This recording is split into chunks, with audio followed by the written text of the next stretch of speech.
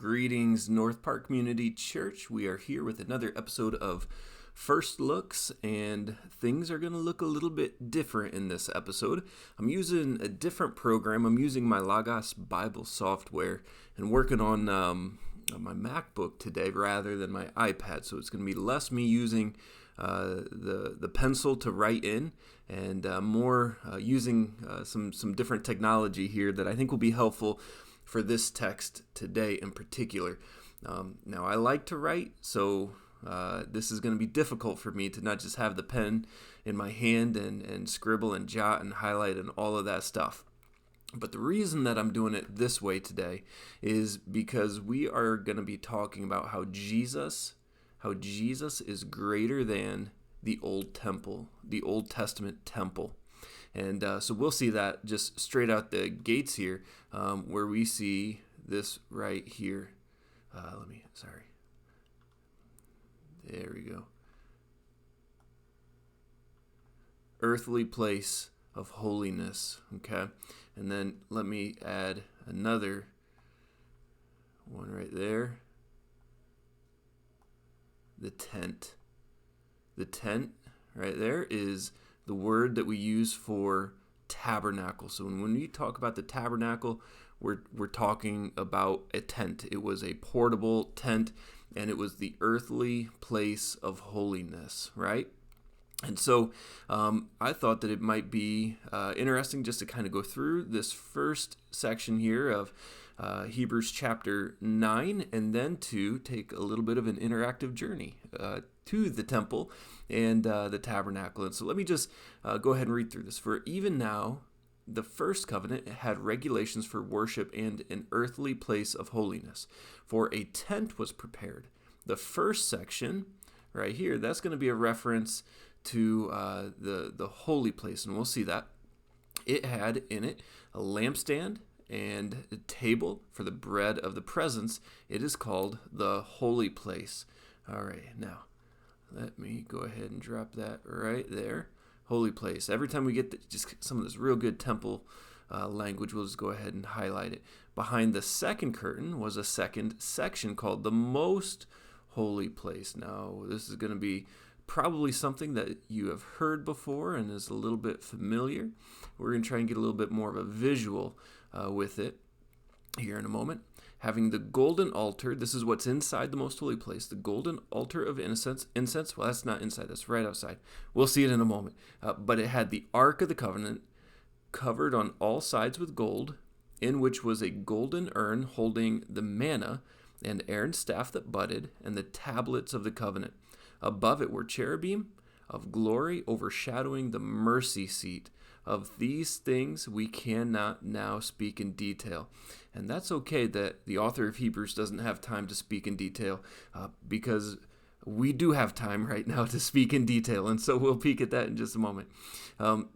These preparations having thus been made, the priests, right here, okay, the priests, I'm going to go ahead and just grab this word over here. Excuse me. Oh boy, bear with me. I got a little quick on the clicking here, and we'll go back. The priests right here. I'm going to go ahead and just put this bit about the priests right there. Okay, so here's the word for priests. We just get the reason that I want to highlight it is the just some of these words and see some of the different ways that things get translated. It can be good just to drop that in there, just to have that reference for us as we go. All right.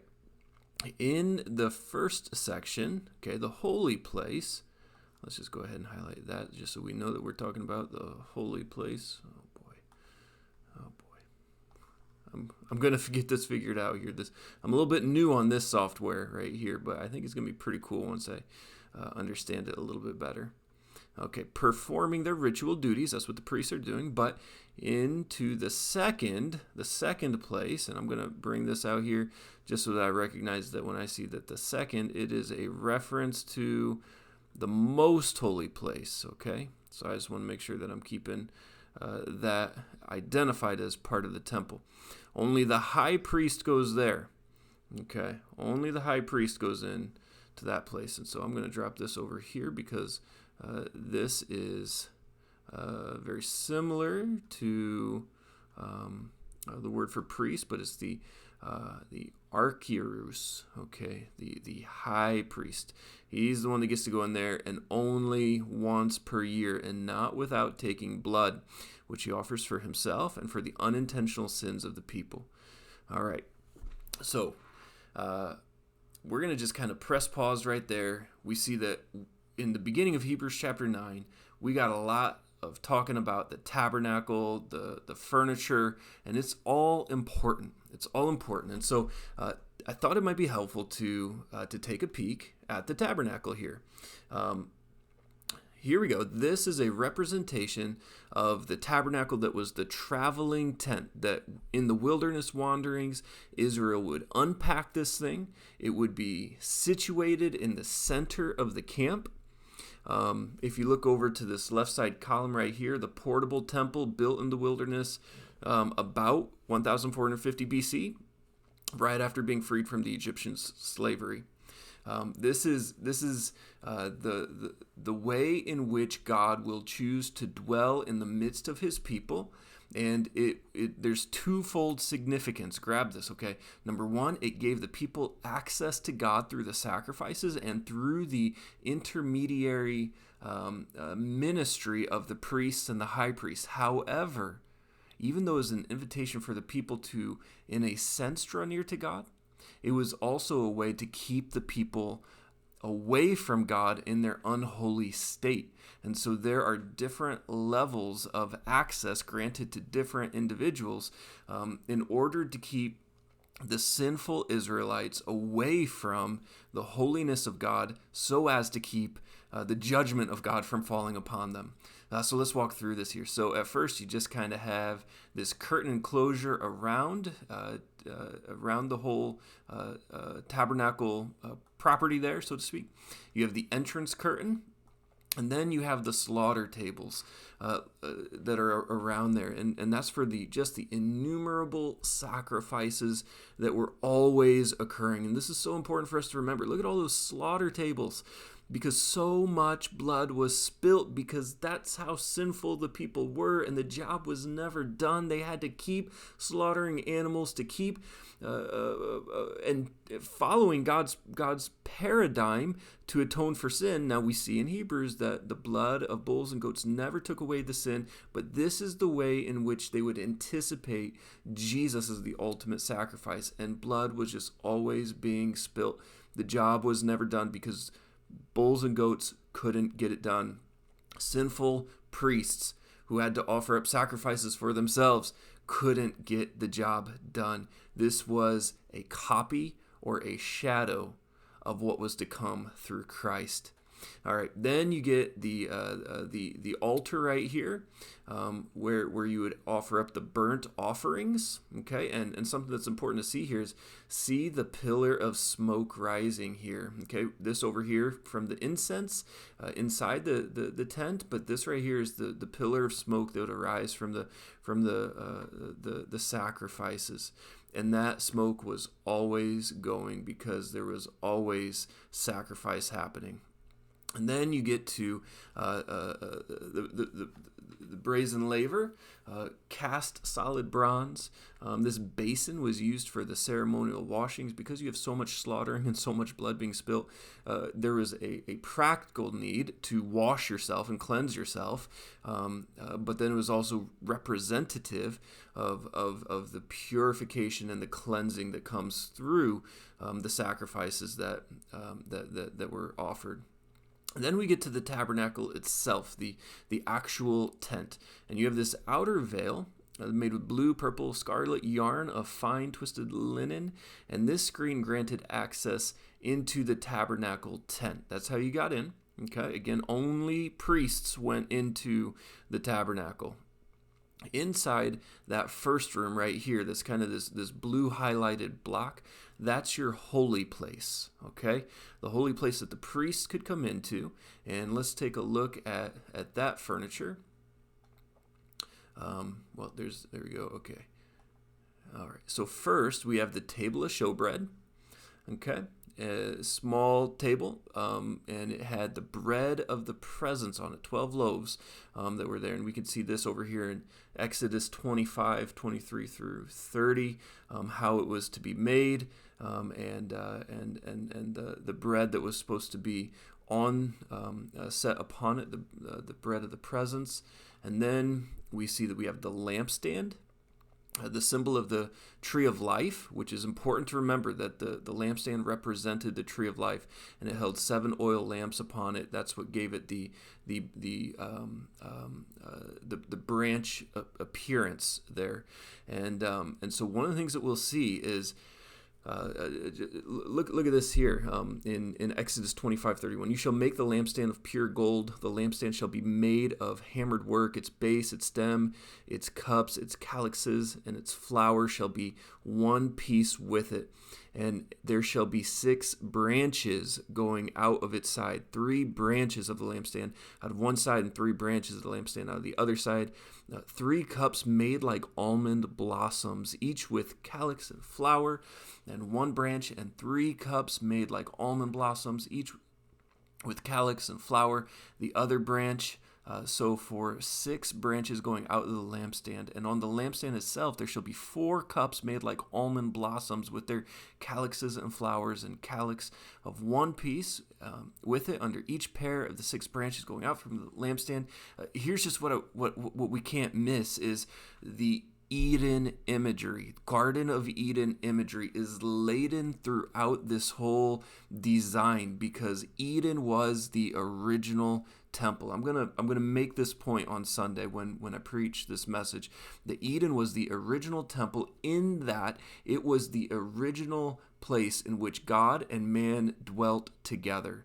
Sin had humanity cast out of the presence of God in the garden, but the temple is the way in which man and God can have heaven and earth can have overlap once again. God can dwell in the midst of his people through this again, but it was temporary. It was never complete. It was never the ideal. It was an accommodation until Christ would come and be himself the temple. Okay, well, we're going to get into another sermon there. I better keep moving. And then we have the altar of incense right here that was placed right in front of the tabernacle curtain that would give you access into the Holy of Holies, the most holy place. And so this is where they would burn the incense before Yahweh. This is where Aaron's 2 sons, Nadab and Abihu, offered up improper incense and were consumed with fire. And so this was serious business entering into the presence of God. It was very important that God's instructions were regarded and followed because, again, like I said, this gave you access to God, but it also kept sin away from God. So if you entered in improperly with sin, it had dire consequences. So then we have the veil itself, which separates the holy place right here from the most holy place in the back right there. Okay.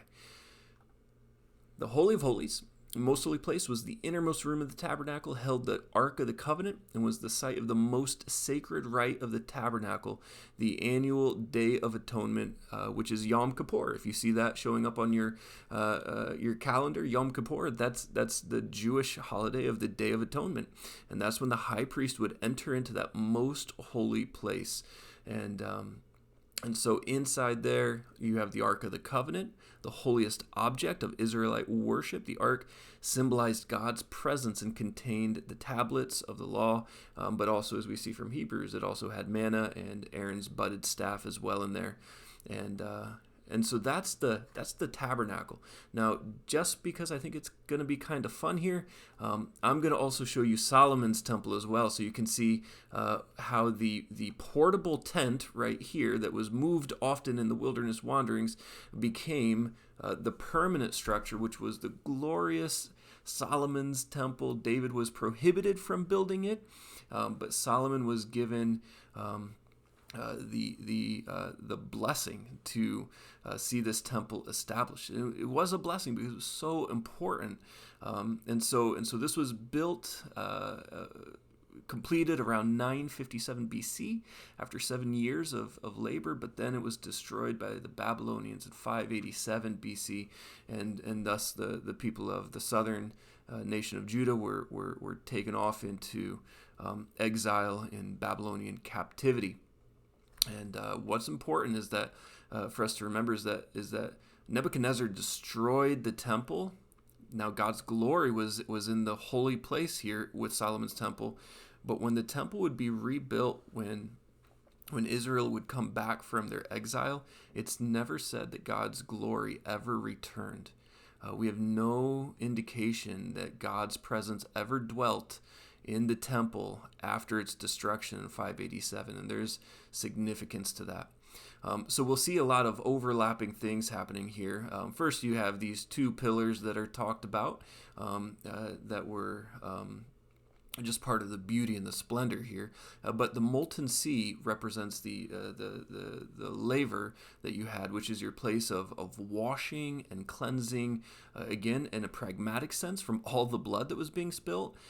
But again, it was representative of something more than that. Notice over here on the side, this held as much as 10,000 gallons of water. So essentially just a huge laver. It was humongous there.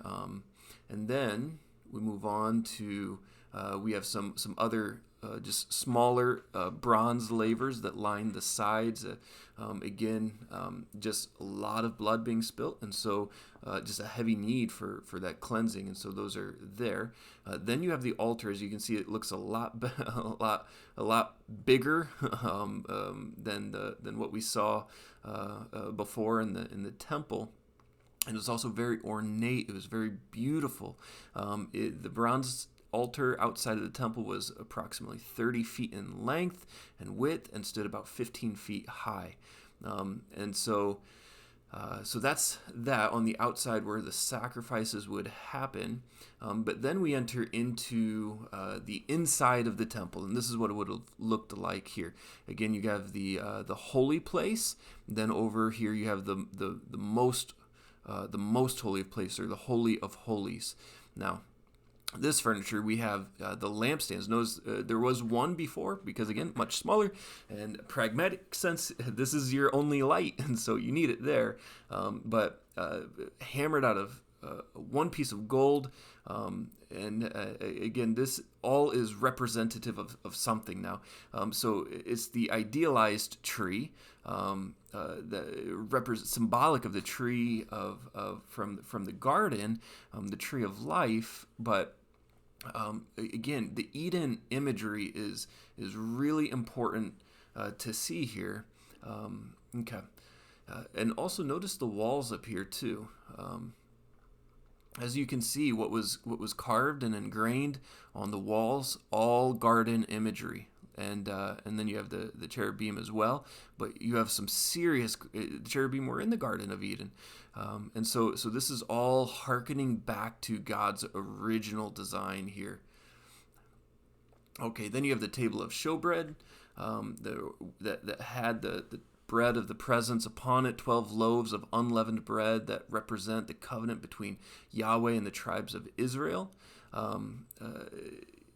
We have that again. Only the bread was baked each week and arranged on the table by the high priest on the Sabbath day and eaten by the priests in the holy place. Only priests were allowed to eat the bread. We do have a story of David partaking, but it's another sermon for another day there. And then we have the altar of incense right here, positioned within the holy place, used for offering up that incense for feasts and ceremonies. And there's our little priest right there who's offering that up. So that's the holy place. Now, what we're going to see over here, let me go back to Hebrews chapter 9, is the holy place. Look at verse 8 right here. By this, the holy place indicates the way into the holy places. By this, the Holy Spirit indicates that the way into the holy place is not yet open as long as the first section is still standing, which is symbolic for the present age. So what the author of Hebrews is the case he's gonna make is that this holy place right here, let me just back it up. This holy place represents the present age of the old covenant, okay? Because there was never in the old covenant full access to the presence of God. Not under the old covenant laws and stipulations and sacrificial system. They could get close, but they could not have all the way access. But we remember that when Christ died on the cross, we're going to celebrate this on Good Friday, about a week from today. We remember that the veil was rent from top to bottom, indicating that it was the work of God. Look at this little guy over here. No way this little guy right here is going to tear this humongous curtain, especially from top to bottom. It was a work of God that when Christ was sacrificed, the sin barrier that prohibited humanity from entering into the full presence of God, it was destroyed. The veil was torn through Christ. Praise God for that. And that gave us access into the Holy of Holies. And here's the cherubim statues that were there. And then you have the Ark of the Covenant, again, housing the manna, the covenant tablets, and Aaron's budding staff that was all contained there. And then you have the mercy seat where the presence of God would dwell. And so that's Solomon's temple right there, the tabernacle right here, and that is all just huge stuff for us to understand. Because one of the things that I think I want to do in the angle that I want to take with this is I think I want to consider temple theology from Genesis to Revelation and seeing how Christ is the center of it all. He's what binds it all together. And so that's why we'll see down here in, what verse is it? 21. All the way down here. I know I'm just skipping over so much, and we're just going to have to try to find a way to tackle this. Indeed. Here we go. It's 23, excuse me. And here. 23. Thus, it was necessary for the copies of the heavenly things to be purified with these rites, but the heavenly things themselves with better sacrifices than these. For Christ has entered not into the holy places made with hands, which are copies of the true things,